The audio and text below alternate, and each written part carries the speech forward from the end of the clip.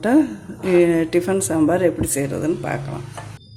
கொஞ்சம் எண்ணெய் வச்சு சாம்பார் செய்கிறது எப்படி, அப்புறம் போண்டா செய்கிறது காட்டுறேன். எண்ணெய் விடவும் கடுகு போட்டு வெடிக்கவும் சீரகம்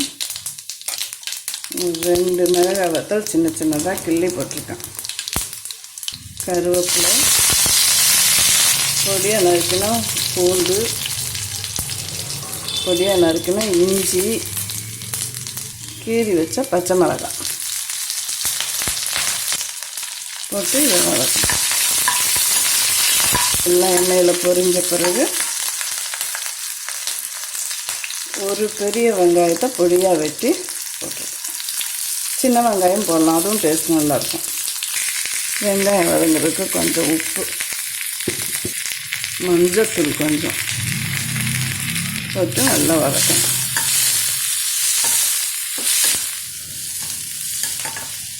வெங்காயம் வதங்கின பிறகு ஒரு பெரிய தக்காளி வெட்டி வச்சுருக்கேன், அதையும் போட்டுடலாம். வெங்காயத்துலேயே உப்பு போட்டுட்டோம், அதனால் இப்போ தக்காளி போடும்போது உப்பு போட வேண்டாம். அந்த இதுலேயே தக்காளி கொஞ்சம் மேஸாகி வதங்கிடும். வதங்கட்டும். அதுக்குள்ளே நமக்கு தேவையான அளவுக்கு பச்சை பயிறு வேக வச்சுருக்கோம் குக்கரில். நல்லா வேக இதில் நல்லா நசிச்சு விட்டு தண்ணி ஊற்றி கலந்து வச்சுக்கலாம். அது தக்காளி வதங்குறதுக்குள்ளே இதை ரெடி பண்ணி வச்சுக்கலாம்.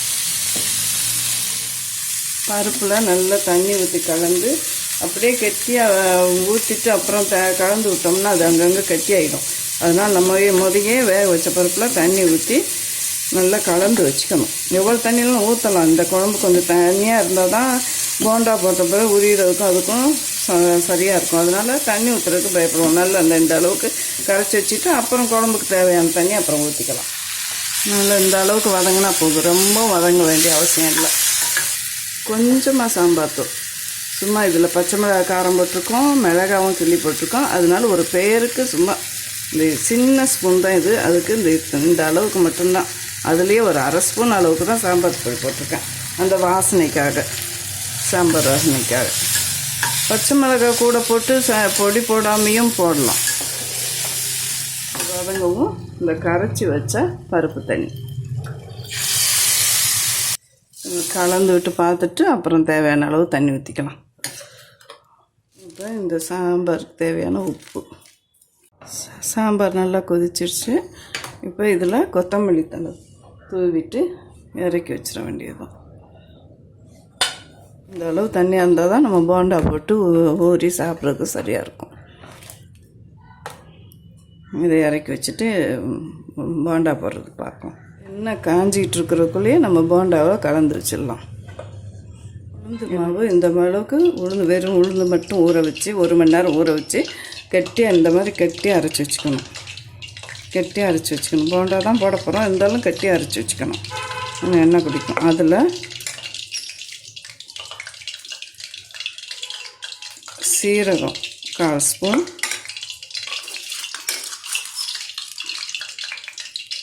மிளகு 1/4 ஸ்பூன்,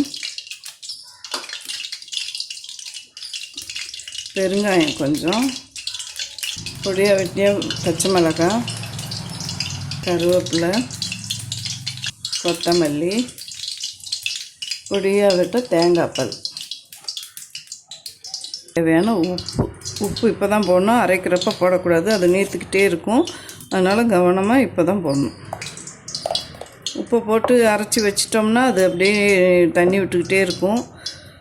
அதனால் உளுந்தை கட்டியாக அரைச்சி எடுத்துக்கிட்டு போட போகிறப்ப பிசைஞ்சு அதுவும் எண்ணெயை காய வச்சுட்டு இதில் போட வேண்டியதெல்லாம் போட்டு கலந்து ரெடி பண்ணிக்கலாம்.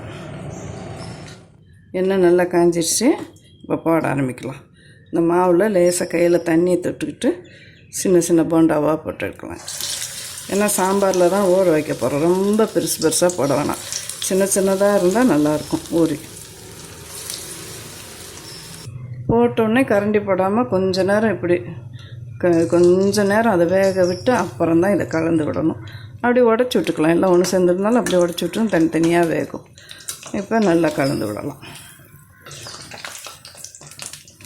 போண்டாலாம் வந்துடுச்சு. சத்தம் அடங்கி இந்த அளவு எல்லாம் போண்டா அப்படியே மேலே சத்தம் இல்லாமல் வெந்து மிதந்தால் தான் நம்ம எடுக்கணும். வெந்துருச்சுன்னு அர்த்தம்.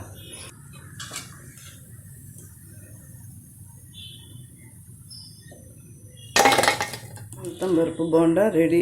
இதை நம்ம சாம்பாரில் போட்டு, பொங்கலுக்கு வைக்கிற சாம்பாரில் போட்டு எப்படி பரிமாறுறதுன்னு பார்க்கலாம். இப்போ சாம்பார் ரெடி. இதில் போண்டாவை போடலாம். போண்டா போட்ட சாம்பார் ரெடி. பொங்கலுக்கு பரிமாறுற போண்டா போட்ட சாம்பார் ரெடி. எப்படி பரிமாறுறதுன்னு பார்க்கலாம்.